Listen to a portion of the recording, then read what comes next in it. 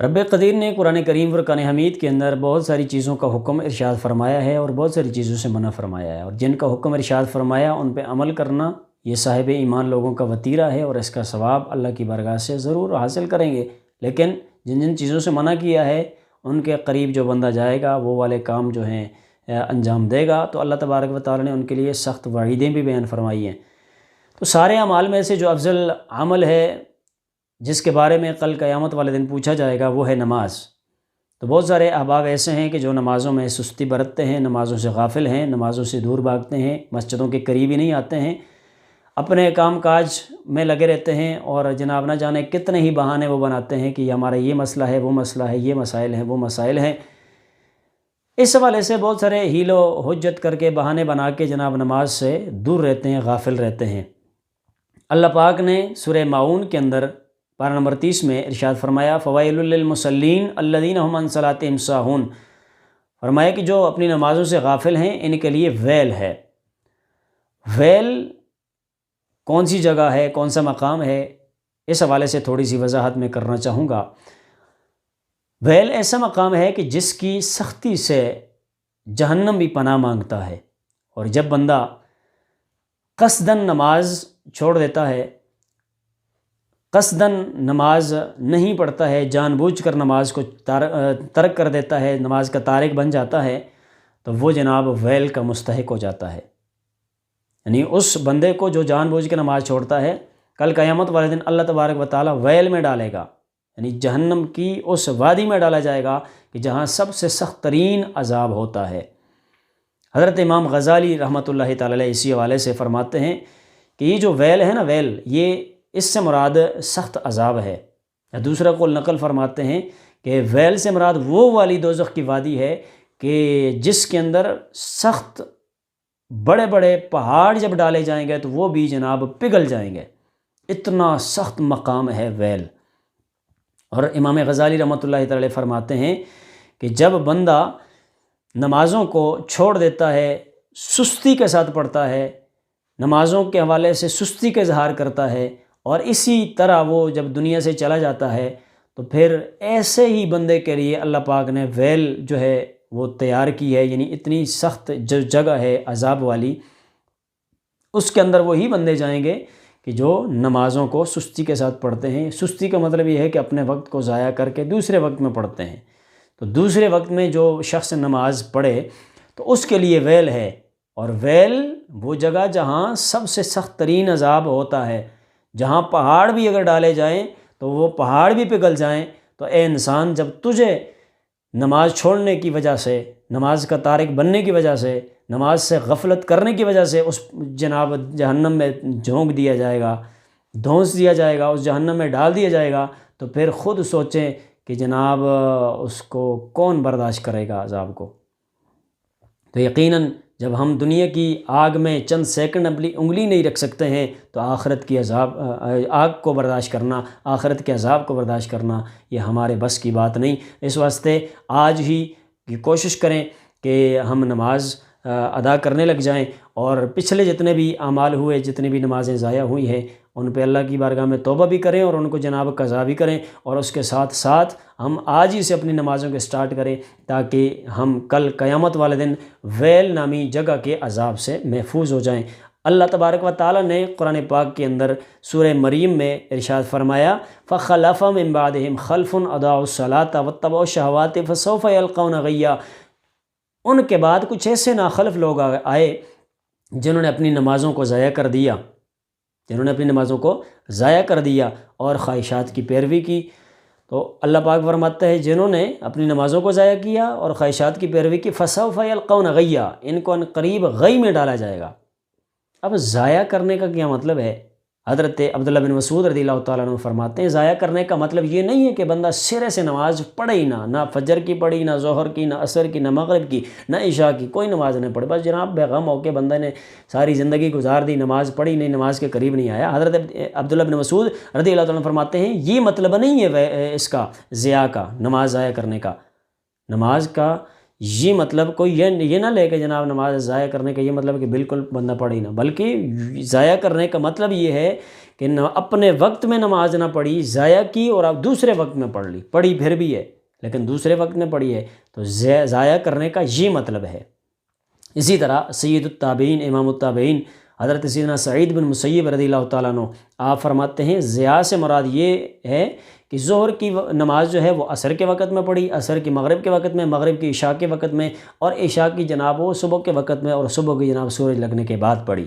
تو ضیاء کا مطلب یہ ہے۔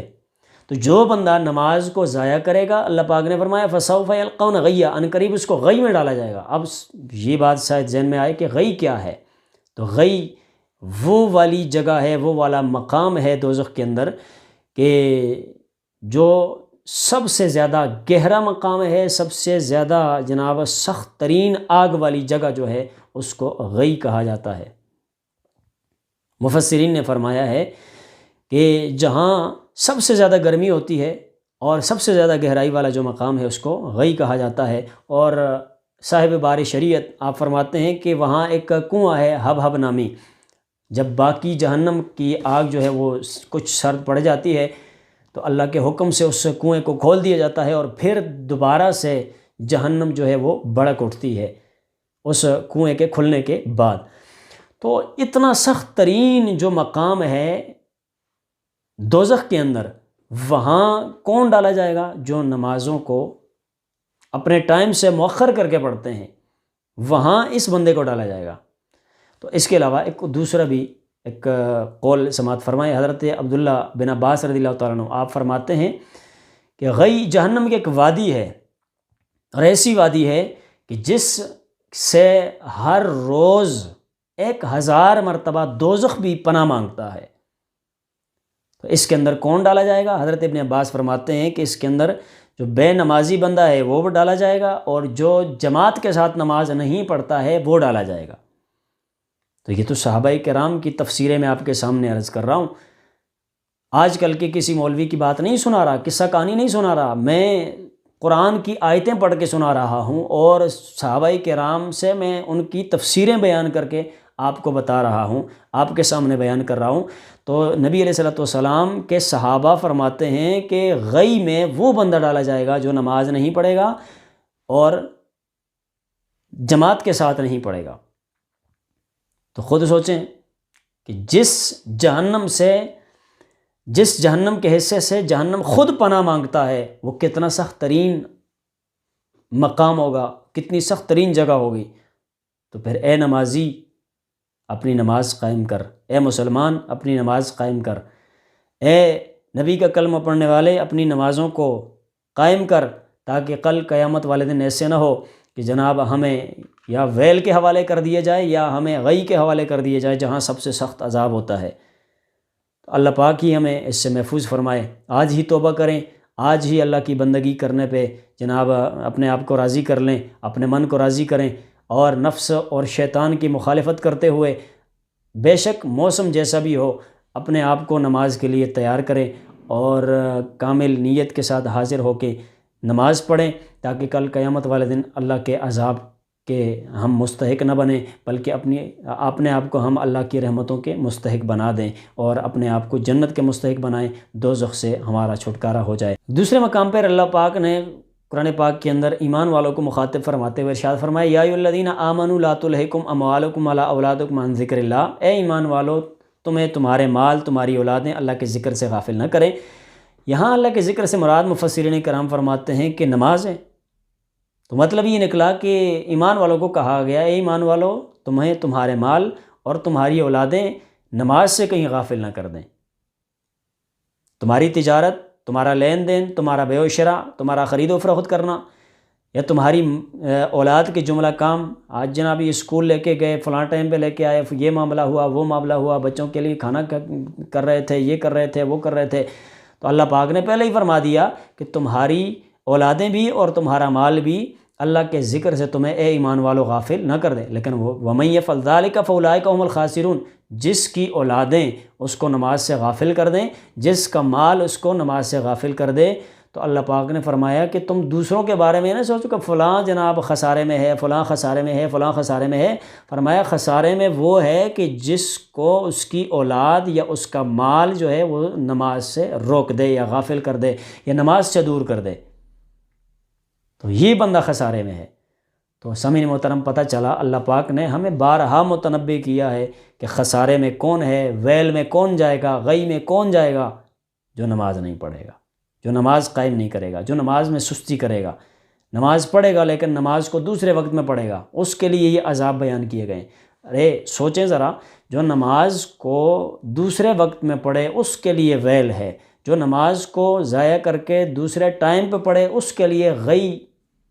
کا سخت ترین عذاب تیار کیا گیا ہے۔ تو خود سوچیں، جو نماز بالکل ہی نہیں پڑھتے ہیں،